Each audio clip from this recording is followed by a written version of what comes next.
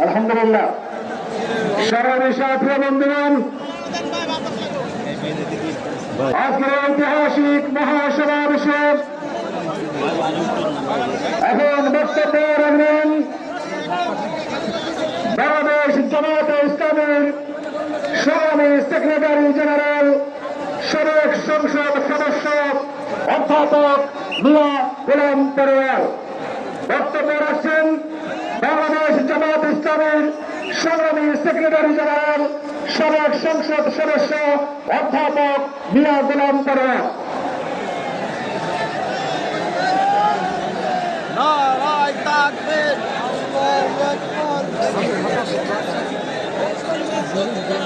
হুশিয়ার সাবধান। আসসালামু আলাইকুম ওয়া রাহমাতুল্লাহি ওয়া বারাকাতুহু। আলহামদুলিল্লাহি রাব্বিল আলামিন, সালাতু ওয়াস সালামু আলা সাইয়্যিদিল মুরসালিন ওয়া আলা আলিহি ওয়া সাহাবিহি আজমাইন। ইসলামী আন্দোলন বাংলাদেশের উদ্যোগে আয়োজিত ঐতিহাসিক স্বরাজ উদ্যানে আজকের এই জনসমুদ্রের সংগ্রামী সভাপতি, ইসলামী আন্দোলন বাংলাদেশের সংগ্রামী আমির মুফতি সৈয়দ মোহাম্মদ রেজাউল করিম পীর সাহেব চরমনাই, মঞ্চ উপবিষ্ট জাতীয় নেতৃবৃন্দ, সাংবাদিক বন্ধুগণ, আজকের এই সোহরাওয়ার্দী উদ্যান সহ রাজধানী ঢাকার অলিতে গলিতে উপচে পড়া জনসমুদ্রের সংগ্রামী জনতা এবং প্রিয় দেশবাসী, মহান আল্লাহ তাআলার দরবারে আপনাদের সকলকে নিয়ে আমি আরেকবার স্বস্তির সাথে মহান আল্লাহর শুকরিয়া আদায় করছি। আলহামদুলিল্লাহ। শুকরিয়া এই কারণে, বাংলাদেশের ইতিহাসে, রাজনীতির ইতিহাসে আজকের দিন এক ঐতিহাসিক দিন। কেন ঐতিহাসিক দিন?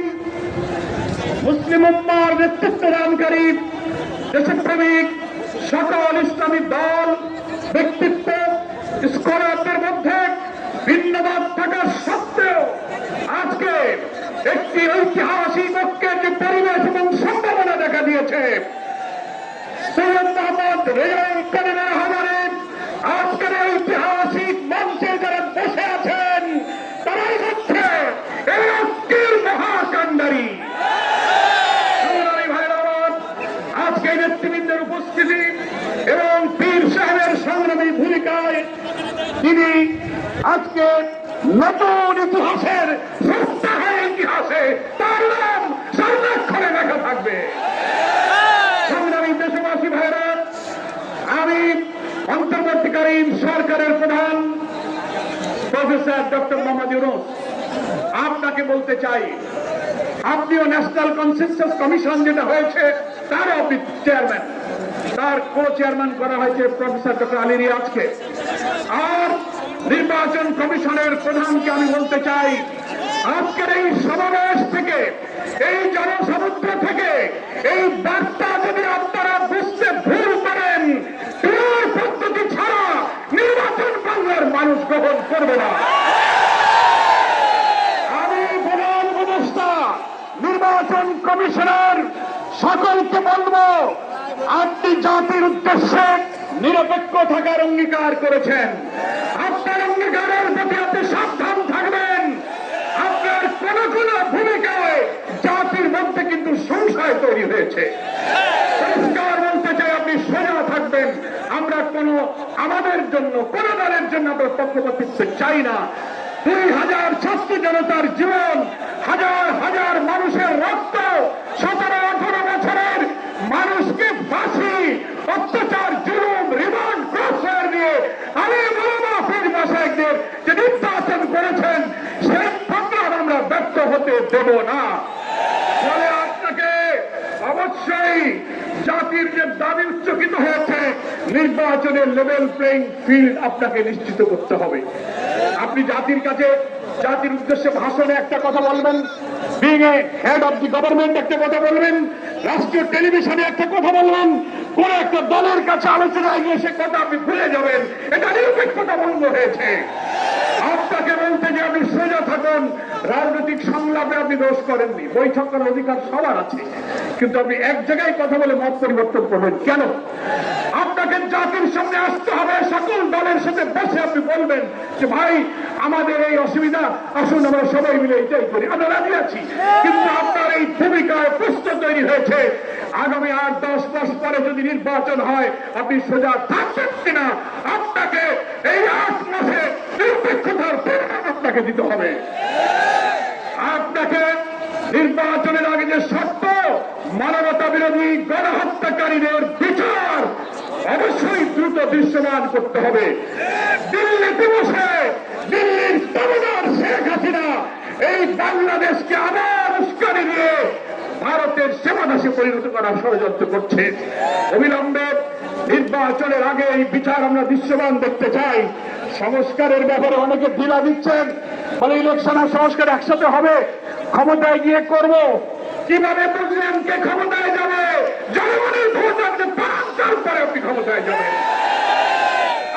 ফাঁসিবাদী আমলের রাজনৈতিক সাংবিধানিক সরকারের যে কাঠামো তৈরি হয়েছে বাংলাদেশে, এই কাঠামো তছনছ করে দিয়ে নতুন বাংলাদেশের নতুন বন্দোবস্ত কাঠামোর জন্য অবশ্যই মৌলিক সংস্কার প্রয়োজন।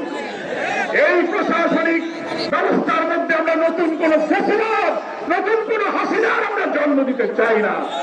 এই জন্য সংস্কার আমাদেরকে করতে হবে। আন্দোলনের শহীদ আহত যারা তাদের চিকিৎসা এবং পুনর্বাসন করতে হবে। প্রবাসী 1,10,00,000 ভোটার, তাদেরকে ভোটাধিকারের ব্যাপারে আপনাকে নিশ্চিত করতে হবে। স্থানীয় সরকার নির্বাচন আগে দিতে হবে। জুলাই সনদ এবং ঘোষণাপত্র অবশ্যই জুলাই বিপ্লবের বার্ষিকী আমরা 1 তারিখ থেকে আজই অবস্থা পালন করব। এর মধ্যেই জুলাই সনদ এবং জুলাই ঘোষণাপত্র আপনাকে বাস্তবায়ন করতে হবে। সংগ্রামী দেশবাসী, বাংলাদেশ জামাত ইসলামীর সংগ্রামী আমির ডক্টর শফিকুর রহমান, তিনি পীর সাহেব চরমনাইকে এবং আপনাদের সহ সকল দেশবাসীকে জামাত ইসলামের পক্ষ থেকে সালাম এবং শুভেচ্ছা জানিয়েছেন। তিনি জাতীয় ঐক্যের জন্য যে ঐতিহাসিক ভূমিকা রেখে চলেছেন, আমি মনে করি চরমনাই পীর সাহেব সেই চেষ্টার ক্ষেত্রে একটি গুরুত্বপূর্ণ ঐতিহাসিক উদারতা, অবদান, মহব্বত রেখে ইতিহাসের একটি স্রষ্টা হয়ে তিনি থাকলেন। আগামী দিনে জাতীয় ঐক্যের মধ্য দিয়ে নতুন ফ্যাসিবাদের জন্মকে আমাদের ঠেকাতে হবে। আমরা এই ঐক্যের পেছনে চরমনাই পীর সাহেবের যে উদারতা, যে আন্তরিকতা, যে মহব্বত, তার মাধ্যমে তিনি যে গুরুত্বপূর্ণ ভূমিকা পালন করেছেন, আমরা দেখতে পাচ্ছি ইতিমধ্যেই বাংলাদেশের গ্রামে গঞ্জে, শহরে, নগরে, বন্দরে ওলামায়ে কেরাম, মুসলিম উম্মাহর নেতৃত্বদানকারী জনগণের এই ঐক্যের পরিবেশ দেখে, আজকে এক মঞ্চে দেখে গ্রামে গ্রামে ঐক্যের জোয়ার শুরু হয়েছে।